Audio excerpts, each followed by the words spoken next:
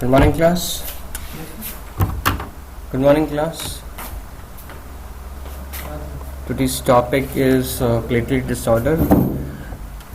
We'll just pick up from where we left behind. In hemolytic anemia, we talked about hemolytic anemia, and basically in hemolytic anemia we saw various causes. You have intrinsic causes and extrinsic causes, and mostly the extrinsic causes are like autoimmune or non-autoimmune hemolytic anemia, while in intrinsic causes you have mostly the hereditary ones, where you have either a problem with the cell membrane or any enzymatic pathway like glucose 6-phosphate deficiency or pyruvate kinase deficiency, or any abnormal hemoglobin or hemoglobinopathies like you have thalassemia, and even the RBC membrane disorders. You have sickle cell anemia and all. And this PNH is one disorder which is basically not genetically linked.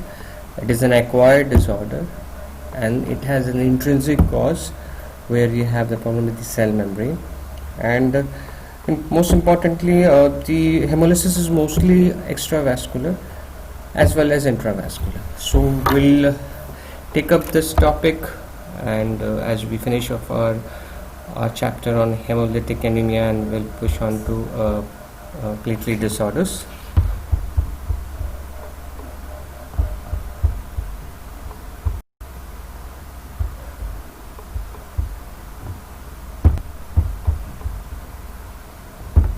So here we start. PNH is basically a clonal disorder of hematopoietic stem cells, which all these hematopoietic stem cells do have RBCs precursors, WBC precursors, and platelet precursors, and there is a somatic mutation of the PIG-A gene, where PIG-A gene, which is on the short arm of the X chromosome, and it is basically responsible for GPI anchor protein, which is GPI with the full form as it's been written, glycosyl phosphatidylenoacetyl glycan, and this is called an anchor protein because it anchors the cell membrane to several membrane protein, which we'll see in the next slides. And this the patient may present with either with a hemolytic anemia with intravascular as well as episodes of nocturnal hemoglobinuria, or even pancytopenia with dysplastic or aplastic morphology. What's importantly, you have pancytopenia being one of the very leading feature of this disorder, but curiously enough, even you have incidence of thrombosis and cortical vein thrombosis, even hepatic vein thrombosis, and which even the stroke, and they are the major cause for death in such patient, major cause of sudden death. So as we go through the next few slides, we'll see how it happens. It was described by Dr. William Gould in 1866, and this disorder is basically a disease of the adults, and usually even the children and adolescents are affected, but usually the patient notices black urine early in the morning, and that is how it comes to the cognizance of the patient. And this disorder affects both sexes equally, and there are certain PNH. It's a chronic disease, but there have been reported spontaneous recoveries in up to 10 to 15% of the patient because of the. We'll see in the next slide, and the usually the otherwise the median survival period is 10 to 15 years from diagnosis.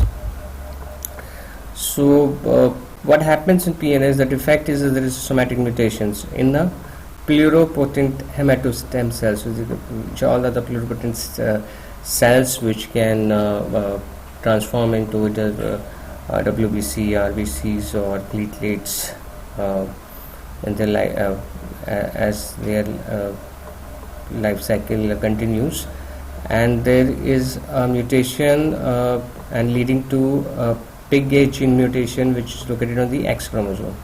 So what happens we talked about the fundamental causes is a mutation, but it happens spontaneously, or there can be certain aggravating factors like certain chemicals and radiation, but the known etiology is still not been exposed as such.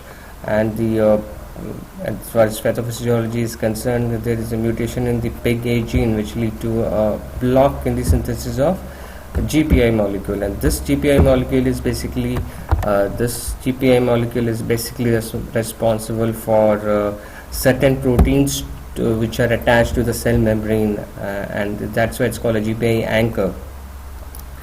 And these proteins which are present on the cell membrane, they are basically keep the membrane intact and keep the RBCs mostly protected from any undue complement activated lysis, or they also able to certain proteins are able to also being able to be transferred between the cells.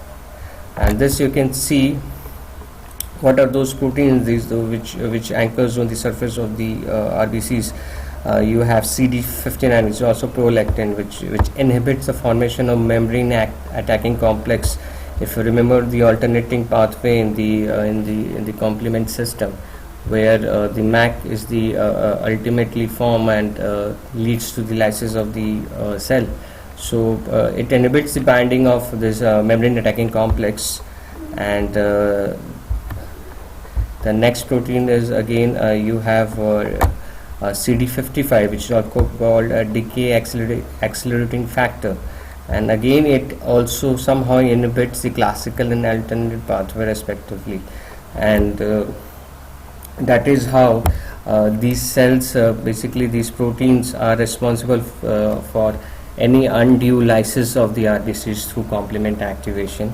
And so once this protein is gone, you will have increased chances of hemolysis, which is an alternate pathway of complementary hemolysis. And defect can occur in all these cells, as I talked about, can happen in all leukocytes, platelets, as well as RBCs.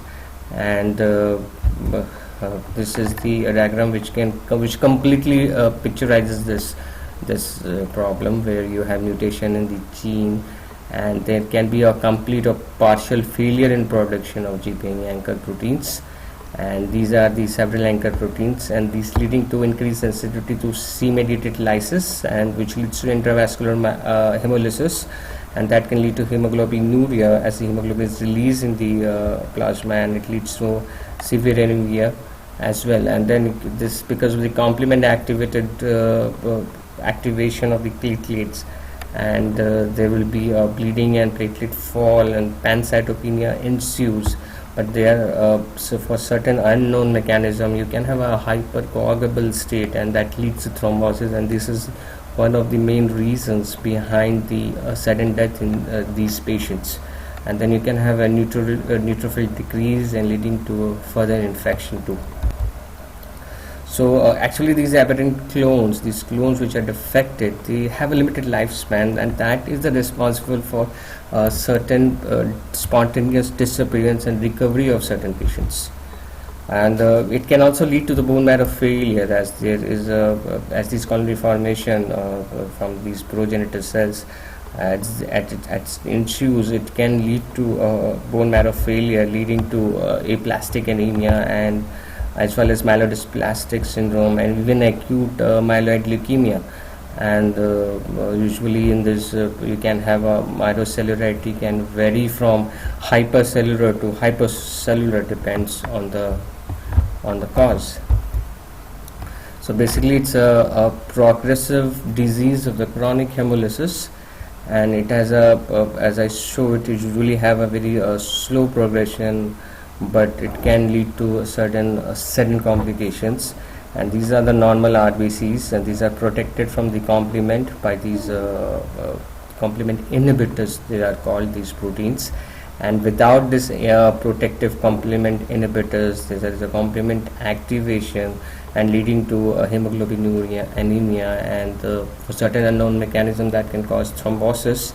And there can be even renal failure because of increased hemoglobinuria or acute hemolysis, as the hemoglobin and the destructive RBCs are excreted through the kidneys. Then you can have pulmonary hypertension, which can be byproduct of thrombosis. You can have again an abdominal pain, again a byproduct of thrombosis, and leading to dyspnea.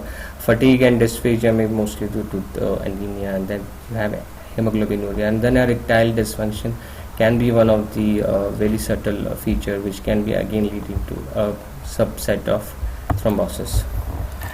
So putting major clinical manifestations related to intravascular hemolysis is anemia, hemoglobinuria, mild jaundice as the RBCs are broken down, and then there will be fatigability and chronic renal failure, cholelithiasis, and then leading to thrombophilia. You can have venous thrombosis, a Budd-Chiari syndrome, which is the thrombosis of the hepatic veins, and then you can have a splenic vein thrombosis. You can have a portal hypertension due to portal vein thrombosis. You can have a renal vein thrombosis, then cerebral vein thrombosis leading to stroke. Even the retinal vein thrombosis can occur. DVT and stroke and MI have been documented. Then pancytopenia as related to the bone marrow failure can lead to infection, acute myeloid leukemia, or myelodysplastic syndrome. So classification is, I think it's beyond the scope of your knowledge. So let's move on to how a PNH patient is being approached. A is you look for the signs and symptoms. Usually the patient describes his symptoms as a black urine early in the morning, and the reason behind the black urine, especially in the early in the morning, because usually while the patient sleeps there is a certain amount of mild hypoxia because of the hyperventilation or hypercapnia, and leading to a mild respiratory acidosis, and that is a perfect atmosphere for the complement activation, and that's why the early morning urine is mostly black as noticed by the patient. Then pancytopenia can be there as the hemolysis is there. Venous thrombosis usually in the unusual sites like hepatic vein thrombosis or intra-abdominal or even dermal locations. Then you can have recurrent bouts of abdominal pain or low backache or a headache due to chronic hemolysis, and then Budd-Chiari syndrome. So the lab findings on urine analysis, you will find a nocturnal hemoglobinuria where you will have which is a classical hallmark of PNH. You have an infrequent brown urine passing while awakening, and hemosideruria, which is the hemoglobin which is being these RBCs they broken down into hemoglobins, and these basically the iron is being stored in the proximal tubules as a hemosiderin, and as these epithelial cells with these hemosiderins as it sloughs off, and it presents as a hemosideruria. Then you can have hemoglobin cast in the urine. Iron deficiency anemia obviously due to hemolysis, and usually you will look for the retic count on peripheral smear, and the retic count will be more than 2%, which is a feature of hemolytic anemia. Reticulocytosis will be there with macrocytosis as the bone marrow try to compensate. Serum hemoglobin will be low, and unconjugated or indirect bilirubin will be elevated. Haptoglobin will be low. Bone marrow study, you will find erythroid hyperplasia and aplasia.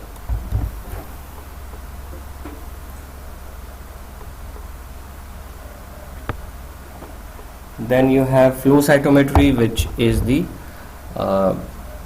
gold standard for making diagnosis.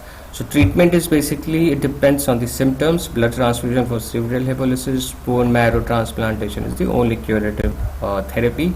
Medication, if there is a thrombotic event, anticoagulation therapy, and if there is a persistent pancytopenia, you can lean on to immunosuppressive chemotherapy, and then high doses of corticosteroid can be considered. And there is a very important drug which is eculizumab, which is a complement 5A inhibitor, and this is how it acts in the complement pathway and try to inhibit the complement system, and it has a very tremendous role in dramatic reduction in hemolysis, and days of hemoglobin each month decreases. And the next topic we have is 6-GPD deficiency, which is again the most common disease which producing enzyme abnormalities humans, and it's highest prevalence in the Middle East, tropical Africa and Asia. And you have a different gene coding for this G6PD deficiency. It's so prevalent and it has a variable of symptoms. Mostly the patients are asymptomatic and they are usually come to clinics with or they once they are admitted they come with the feature of hemolytic anemia on either because of infection or any predisposing drugs or food which causes an oxidative stress. So otherwise the patient live very asymptomatically, and 6-GPD deficiency, it depends on the amount of the enzyme defects in actually the quantity of the enzyme defects that basically decides the kind of feature or kind of symptom the patient will have. Otherwise the patients are totally asymptomatic. And it's basically it's a metabolic G6PD is an enzyme which is as you remember, it's involved in the pentose phosphate pathway in the RBCs, and it leads to production of NADPH, which helps to give or donate hydrogen to the glutathione and keep it in the reduced state. So whenever the RBCs they are encountered, whenever they encountered or any harmful potential or reactive oxygen species or any potentially harmful molecules, these reduced glutathione helps to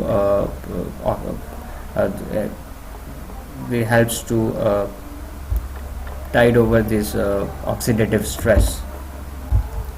So it's a X-linked disease, which is an X recessive, and that's why it is usually mother with the trait will have mostly a male child mostly be a G6PD deficiency, and affected males are inherited the abnormal gene from their mother most of the times. And you have 400 variants of G6PD deficiency. You have a normal ones, and then you can have a normal enzyme activity, but that differ from this G6PD A different from B in a single amino acid substitution. And so there is a decreased amount of glutathione, which is decreased production of when there is a decreased production of NADPH as the pentose pathway is affected. And since there is a reduced glutathione, so getting rid of the reactive oxygen species or any reactive oxygen insults, including hydrogen peroxide, is impaired. So that leading to reduced glutathione and that leading to lesser detoxification of this oxidative stress and causing hemolysis of the RBC membrane. And mostly these hemolysis are again you can have mostly an extravascular, but you can have an intravascular hemolysis. And the reason behind it, the hemoglobin protein in the RBCs are denatured and they forms an insoluble mass which is called Heinz body, which is very important. This Heinz body stays attached to the RBC membrane, and as these membrane proteins are also oxidized, and so the RBCs become rigid, and as they pass through the spleen, they are being eaten up by the macrophages, and that's why you will have an peripheral smear features of bite cells, and lead to the anemia, and mostly the extravascular hemolysis takes place. So as this pathway don't have NADPH and so the glutathione is not once the glutathione is not in a reduced state, it's not able to counter the free radicals. These are the Heinz body, these are the denatured hemoglobins. So person with this condition, they will have any signs and symptoms, and it depends on the kind.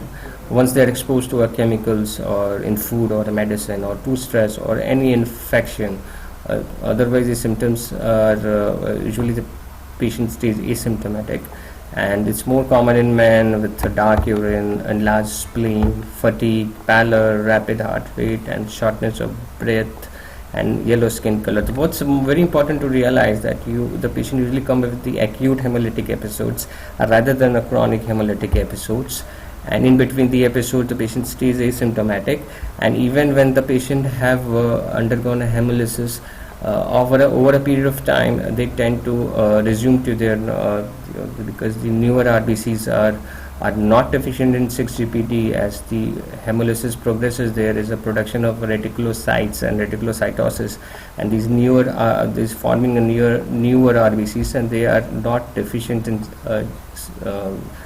just G6PD enzymes. So usually these patients, they tide over their hemolytic anemia, their stressful situation, and they usually their symptoms resolve with a period of time, over a period of 7 to 10 days.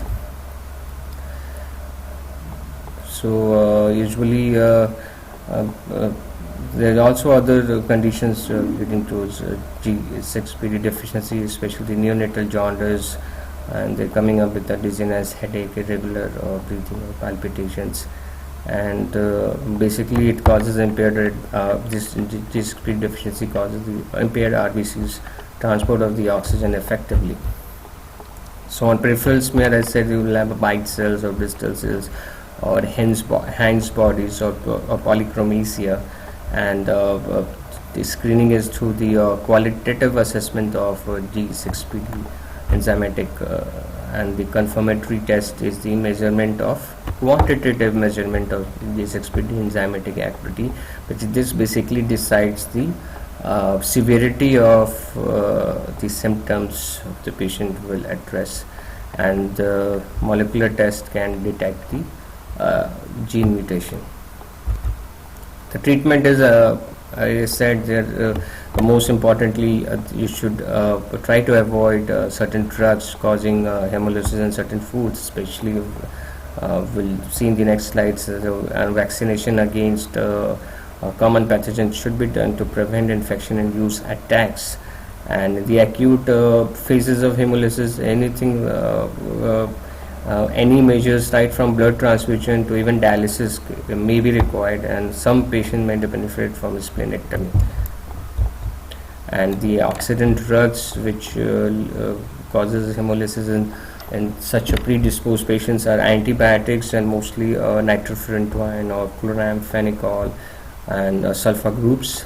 Then anti-malarials, especially the primaquine, and that is how these patients they came to the notice. This particular disease came to the notice while certain anti-malarial patients were given primaquine, but it doesn't. These oxidative drugs, as far as quinine and chloroquine is concerned, they don't predispose to hemolysis in G6PD deficient patients. The antipyretics like acetanilide, and food, especially the fabism, this special name has been given because of hemolytic effect of ingesting faba beans, which is not observed in all individuals, but in certain individuals with G6PD deficiency. Then infection is the most common cause, and inflammatory response to the infection is basically the generation of free radicals in macrophages. So finishing off the topic of hemolytic anemia, we'll move on to a platelet disorder. In this lecture, we'll just touch the role of platelets in hemostasis and the feature of platelets. Platelets are basically released from the megakaryocytes. They are basically the normal platelet count is 1.5 to 4.5 lakhs per liter. Clinically, pancytopenia is called when you have less than platelet count 50,000, and thrombophilia is basically when you have platelet count more than 7.5 lakhs per liter. And the major regulator of platelet production is a hormone thrombopoietin, which is synthesized in the liver, and then certain inflammation can actually increase synthesis, as like interleukin 6. And then there is again a reduction in platelets and megakaryocyte mass, as increases the level of TPO, which tries to stimulate the platelet production. Platelet circulates in the body with an average lifespan of 7 to 10 days, and about 1/3 of the platelets resides in the spleen. This is a very important fact to know, and this number increases depending on the splenic size, and platelet count usually doesn't decrease to less than 40,000 per liter as the spleen enlarges. Then platelets are physiologically very active. They are enucleated, but they have a very limited capacity to synthesize new proteins. So basically, primary hemostasis, when we're talking about the hemostasis, that is the trying to keep the first thing is you have a primary hemostasis and secondary hemostasis. So hemostasis is defined or can be defined as in a state where the body tries to address any damage to the blood vessels, and through primary hemostasis and through secondary hemostasis. Normally the normal vascular endothelium, they are basically they contribute to preventing thrombosis, and but when these vascular endothelium is injured, those inhibitory effects, we'll see in the next slide what are the inhibitory effects which keep the vascular endothelium normal, and as the vascular endothelium is injured, there is these inhibitory effects are overcome, and then what happens, that leads to activation of platelets, and the platelets, the first response of the body will be the adherence of the platelets to those exposed intimal surface at the subendothelial collagen, and these platelets binds to the sub epithelial collagen through the special protein called Volv-11 factor. So as the platelet addition takes place, there will be a generation of certain more signals, and especially the platelets granules, alpha and beta granules, releasing certain chemicals like adenosine phosphate and thromboxanes, and these basically these chemokines will lead to a further activation of certain platelet receptors and platelet aggregation, platelet recruitment, and these granules will be in the form of adhesive proteins, growth factors, procoagulants, and nucleotides. As the platelets adhere and as the platelets aggregates, they forms a small blood clot or a platelet plug, which influence the environment of the forming the clot, and adds the during the platelet aggregation, the additional platelets are recruited, and there will be a formation of platelet thrombus, and these plates are basically this is how far so far the primary hemostasis, where the platelets plug is stabilized by the fibrin mesh, and these fibrin mesh consists of the fibrinogen connected to adjacent platelets through those glycoprotein 2A 3B receptors, and what happens as the mesh forms, that will lead to activation of a coagulation pathway, and that will later go on to ensue secondary hemostasis, where a coagulation pathway is activated, and this fibrin mesh is being fortified with further RBCs and the fibrin products, leading to formation of a clot. So what importantly talking about, since we are talking about the platelets, we'll stick to the primary hemostasis, and how the endothelium stays normally is basically it's an antithrombotic surface, and it's become thrombosis when stimulated, because once stimulated it promotes coagulation, then fibrinolysis inhibitions, and activates platelets. Otherwise, if you have a certain endothelium derived vasodilators, which are platelet inhibitors, as well as nitric oxide, and endothelium derived vasoconstrictors, which are endothelin, which causes platelet activation. So this balance is which keeps the normal endothelium intact.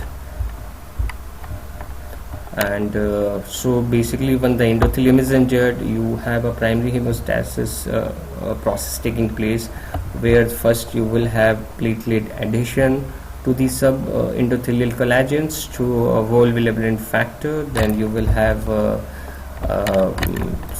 that further platelet aggregation and accumulation and recruitment, and there will be eventually there will be vasoconstriction and release of certain platelet granules, and eventually there will be a platelet plug formation, and that further leads to a coagulation cascade activation.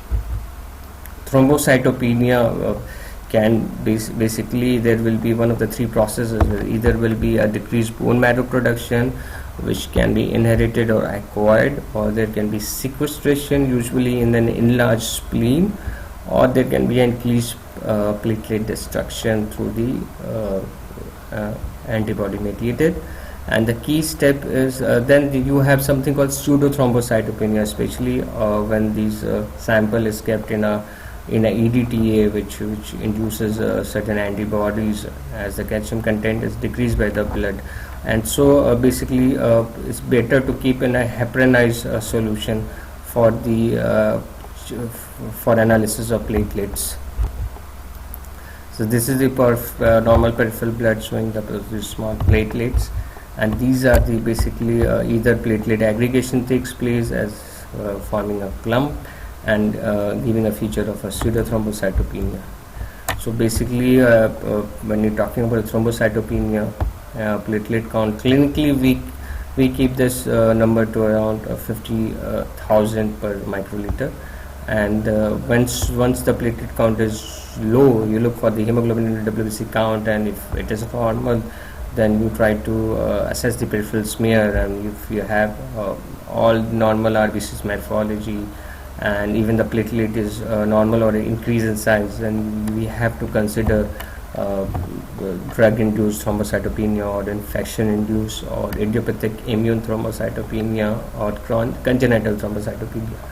And if the blood smear shows the fragmented RBCs, and then definitely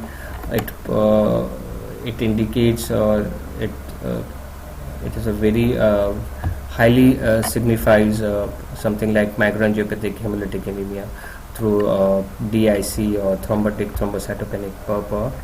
Then you if the hemoglobin and WBCs also are normal, then there's nothing short of bone marrow examination going to reveal the reason. So we'll take up the all this platelet disorder in the next class. Anything you would like to know, please let me know. If there is any query, you can ask me.